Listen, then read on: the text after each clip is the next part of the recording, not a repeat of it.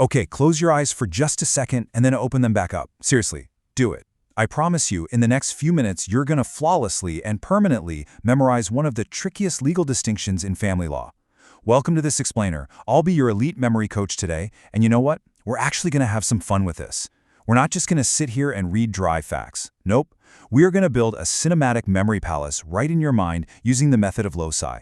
By placing these incredibly vivid, maybe even slightly weird images into specific mental rooms, we're literally hardwiring these legal concepts into your brain. So, take a deep breath, let yourself focus, and let's build the house of unions together. So today, we are completely mastering the property regime of unions without marriage. Now, I know, legal texts can be super dry, confusing, and honestly, pretty easy to forget. But what if you could just walk into a house in your mind and actually see the law sitting right there in front of you? Through this mental walkthrough, we're going to encode the strict rules that govern what happens to property when couples live together without actually being married. And trust me, once we place these visual anchors in your head, you're never going to forget them. All right, let's dive right into this. I want you to mentally step through the front door of our memory palace. Picture it. You're standing in this bright, beautiful, sun-drenched, wide-open living room.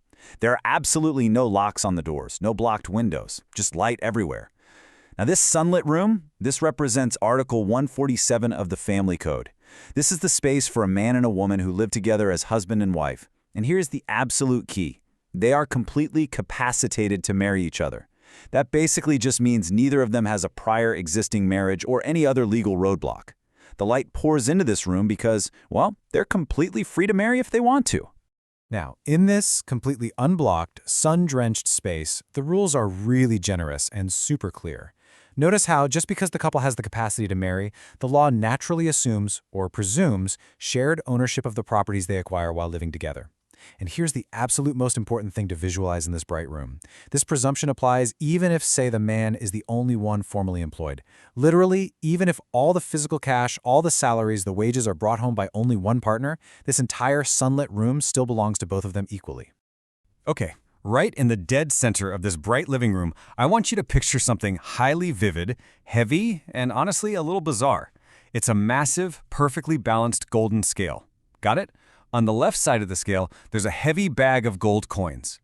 That represents the financial salary and the wages. But take a look at the right side. Balancing it out perfectly is a radiant, glowing golden broom. Yeah, a broom. The scale doesn't tip at all. That bag of gold and the glowing golden broom are exactly equal in weight. Really take a second to burn that image into your mind.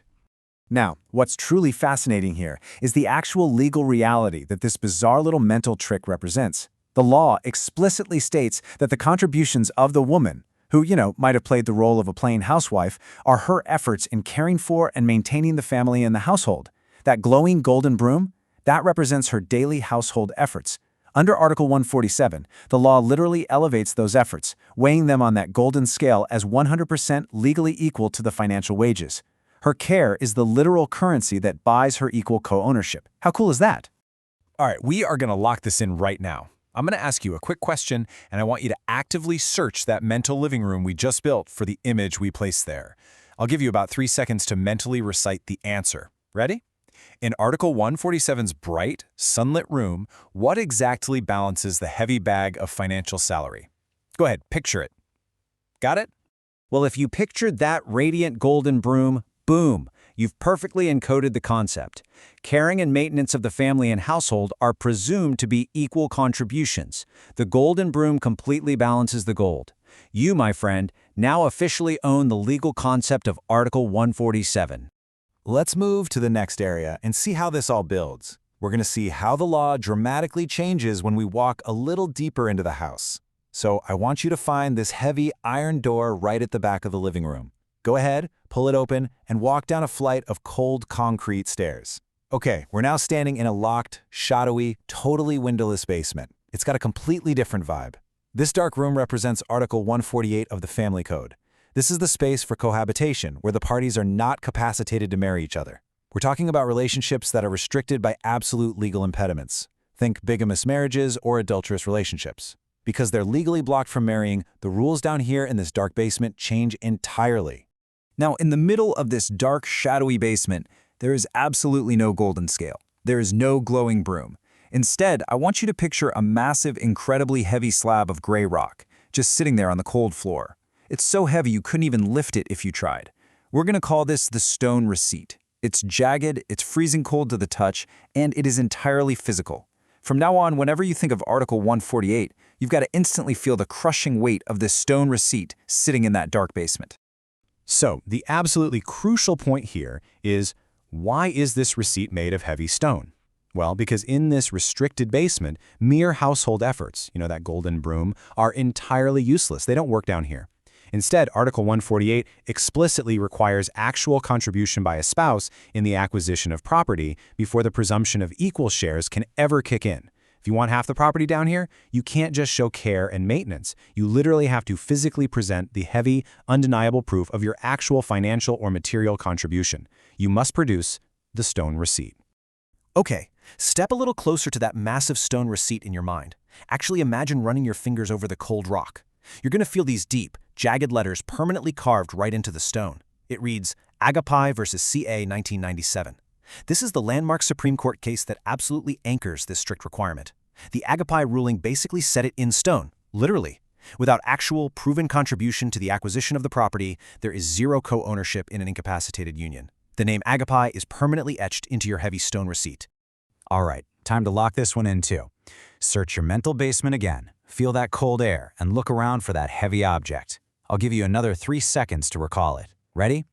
Under Article 148's shadowy basement, what specific legal element is absolutely required before you can get equal shares of property? Think about it. Just picture the basement. You got it, right? Actual contribution. The heavy, undeniable stone receipt. Without actual contribution, as permanently cemented by Agape v. CA, a partner in a bigamous or incapacitated union just can't claim equal shares of the property. There's no way around it. And, visualizing these side by side brilliantly illustrates the absolute genius of using a memory palace to map out the law.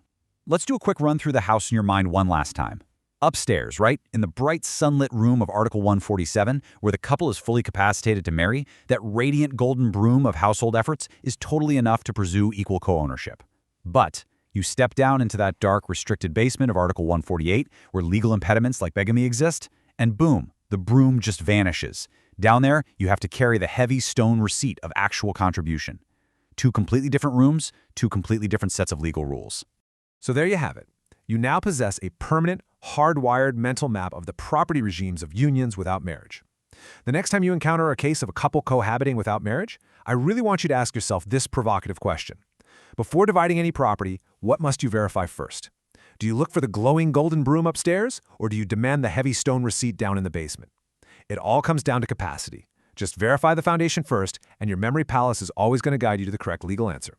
Thank you so much for walking through this explainer with me.